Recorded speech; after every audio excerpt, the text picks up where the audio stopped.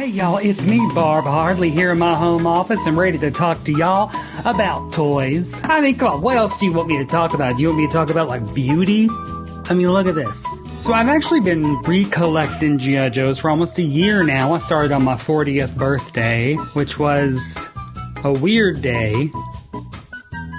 Clearly things are normal with me. And since then I have bought, I think I'm up to 66 G.I. Joe figures. I'm just going to show off the ones that I have customized. So I'm going to start digging through this box that's just off screen. Not that box.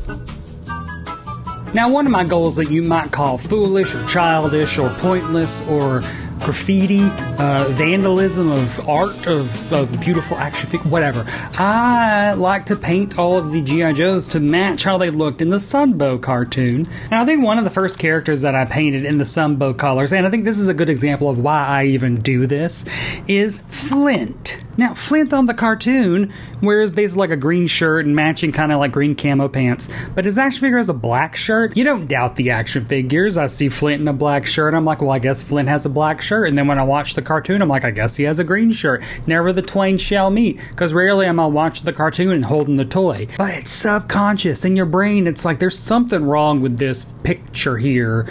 And I have found on a lot of occasions it is this Sunbow Hasbro discrepancy. And so repainting Flint to look more like he does in the cartoon, makes me like this figure more. Also, this figure is kind of falling apart. So it didn't, like, his head's just flippy floppy.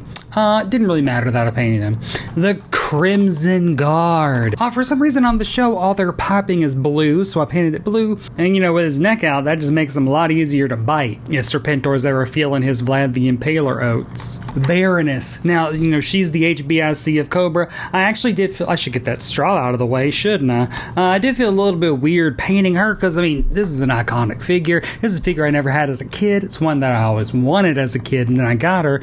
And, you know, I do feel weird painting her, but I mean, that's what she looked like in the cartoon, and also I get bored, and this is the way I stave off depression. Now, another big Sunbow discrepancy that, again, I'd never thought about until I decided to paint this figure is Cross Country. Cross Country on the cartoon has a brown vest, not a green vest. Cross Country also has a Confederate flag on his belt buckle that you can't really tell is a Confederate flag because the details get lost when it gets this small, so it just looks like an X-Men belt, and that's better. Another Sunbow repaint of mine, Snow Job. Oh, hello, Slurp Slurp, hit the slopes. And basically I repainted him because he turned that beige color that all these all-white figures turn eventually, like his ski. And he also needed the blue goggles and a nice shade of red on his beard. Another figure that you're like, well, he looks the exact same in the cartoon and the figure. Nope, Major Blood got a blue helmet and a big gray vest, blue collar. He's wearing a collared shirt. It's like he's coming from, you know, church on Sunday morning, throwing a bulletproof vest over and being like, well, now I got to go be a terrorist. It's like 9 to 5, he's an accountant, but 5 to 9, terrorist. Like, what is going on, Major Blood? Ripper. Ripper looks totally different in the cartoon than he does in his action figure. I mean, look at this. This is how he actually looks. And doesn't it look a lot better? It's got like I got stung by a bee kind of face. It's all puffed out, but, you know, maybe he went and got a lot of filler. I mean, the Dreadnought's gay. Alpine. I repainted Alpine because he's got a lot more blue instead of, again, what I realize is a lot of the Hasbro figures default to just pretty basic paint schemes. A lot of blacks, a lot of browns. While the cartoon, a lot of color. And I'm assuming that has something to do with the fact that cartoons and action figures are two different things with drastically different production means. I kind of just decided that, like, if they were in the Sunbow cartoon, I want them. Raven. She only appeared in one episode of G.I. Joe: A Real American Hero, which is like the next to last episode, where she and Slipstream have to team up to, like, survive on an island where Dr. Mindbender is, like, making monsters. But I liked her because she's a Cobra agent. She's got a lot of sass. She's really mean, and I love that. And Lone Wolf Toys made a figure of her, a 3D printed figure of her. So I bought her, and I painted her. Look at that. I mean, now she is what I would consider apocryphal, because this is not a figure that Hasbro made. And then, of course, she's in her little case. And when you turn it over, I gave her a little file card, 1986, which is when she debuted, and then I made up all that information. I bought Mara, you know, the mer lady, the mer woman that Shipwreck falls in love with because Shipwreck's gonna be messy. And I painted her as well, another Lone Wolf Toys creation, very good figure. Lone Wolf Toys also remade everyone's favorite leading lady of the Joe franchise, Scarlett. Which I think, I mean, if you look at that original Scarlet, which is like the only Scarlet there is, really, it ain't that good of a figure because they hadn't figured out how to sculpt yet. I mean, you saw the faces on most of the men.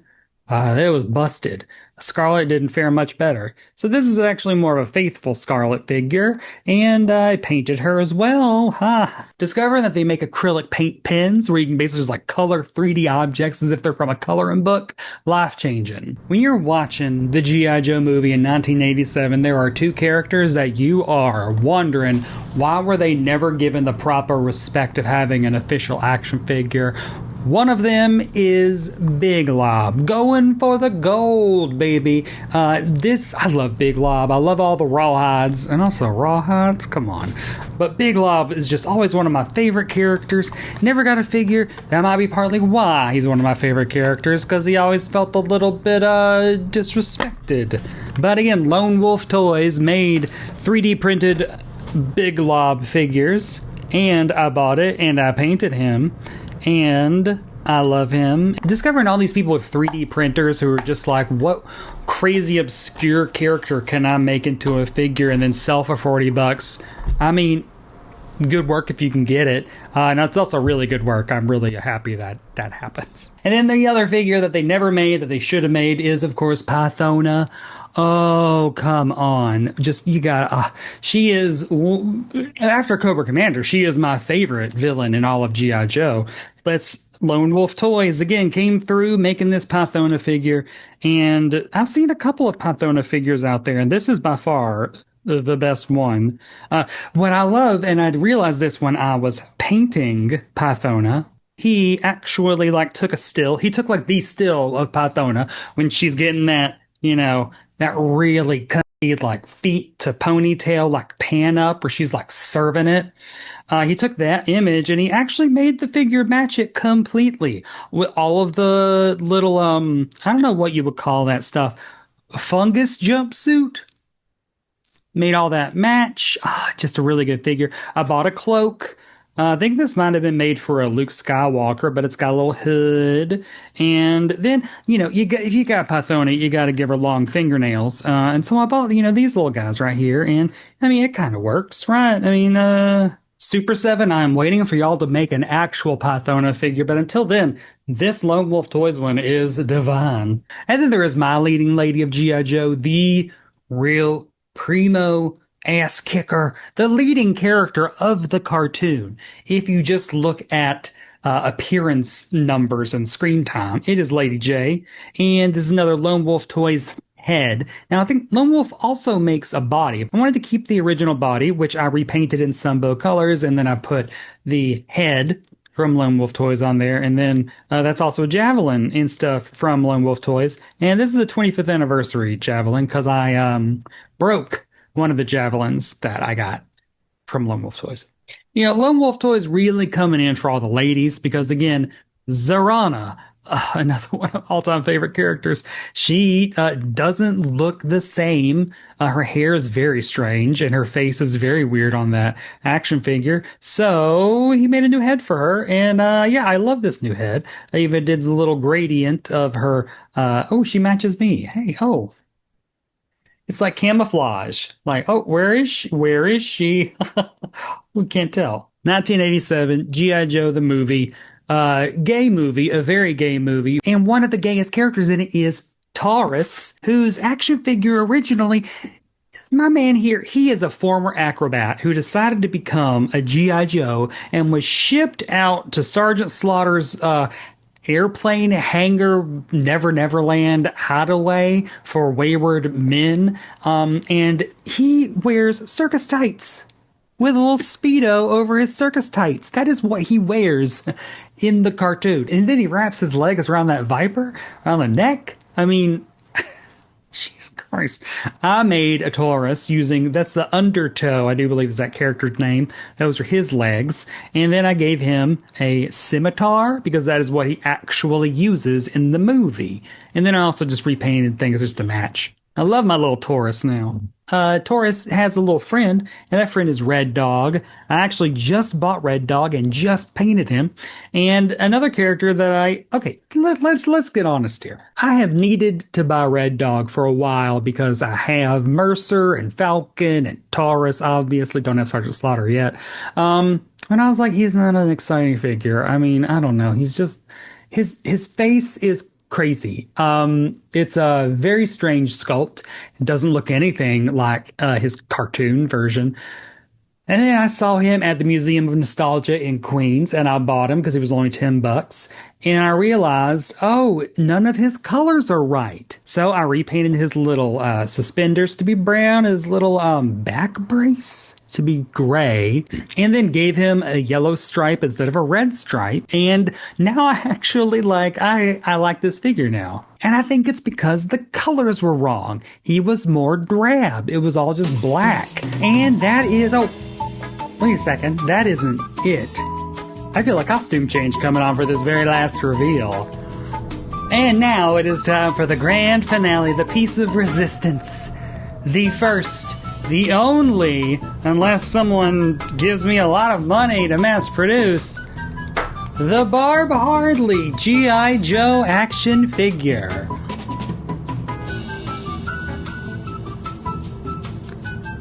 So yeah, it's taken me about 5 months to get all the pieces together to make this entire thing happen. Let me show off my first action figure. The card back has all sorts of inside jokes on it because why wouldn't it? And she is a fully posable drag queen figure, a real American Shiro with super tight battle tuck. Oh, she has interchangeable strap-on, stay-on accessories, which... was it snap-on, stay-on? I don't know. I didn't really change that wording that much, which because it was weird. She is an entertainment specialist. The code name is Showtime. I also thought maybe Curtain Call, but Showtime is the one that really grabbed my attention. Now some information for y'all.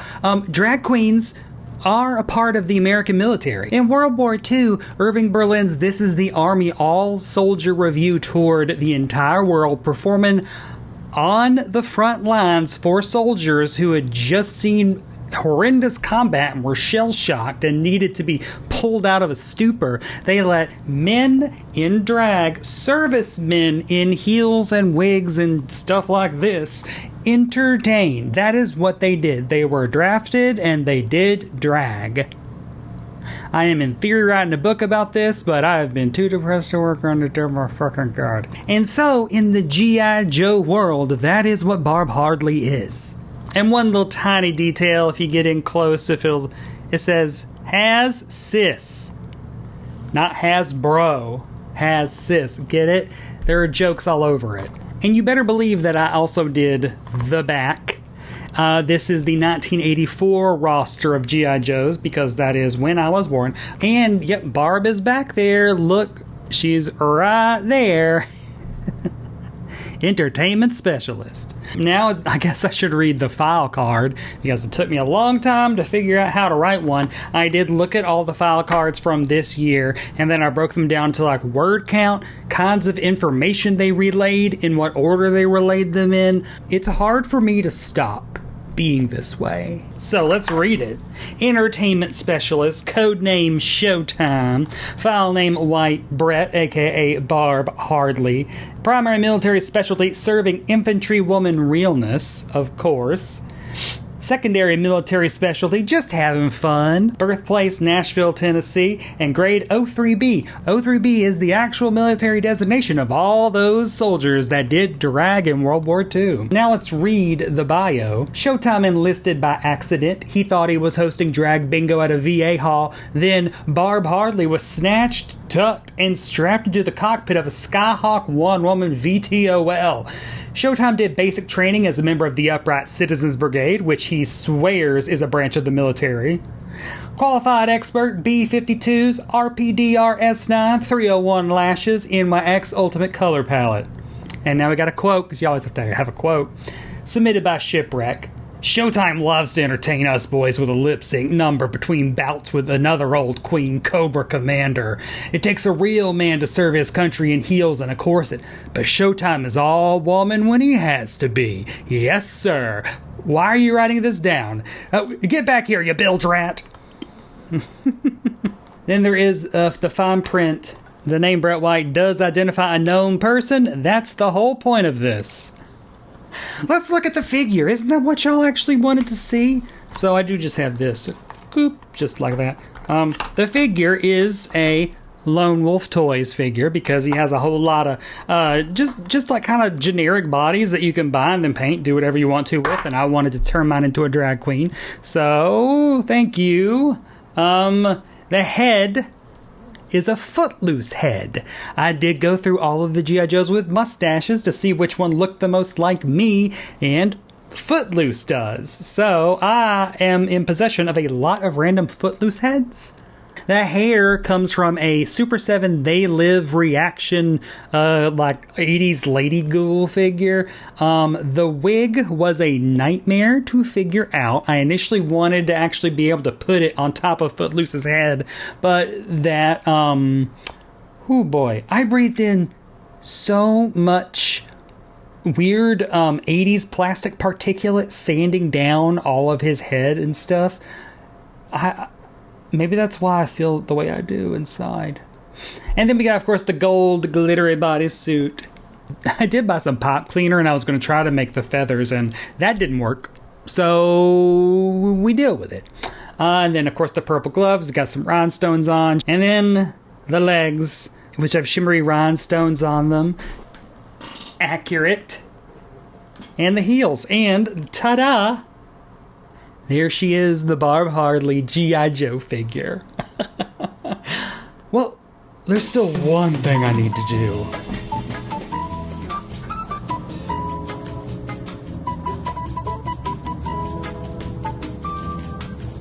We're going to bring a nice little storyline to an end here on this channel. And that is Barb Hardley and rock and roll. In love. I mean, come on, they look good together, don't they? Oh. They're in love, and they don't care who knows it. If this little plastic container for action figures is a rockin', don't come a knockin'. And that's all the time we have for this week. Thank y'all so much for putting up with another G.I. Joe video. This might be the last. I don't know. Do y'all want more? I can always do more. I can also do other things. But follow me on Instagram at Barb Hardley. Please go to pophouse.com and support that website because that directly supports me because I'm an owner of that website and I need money. And until next time, am I a woman? No, I'm an action figure.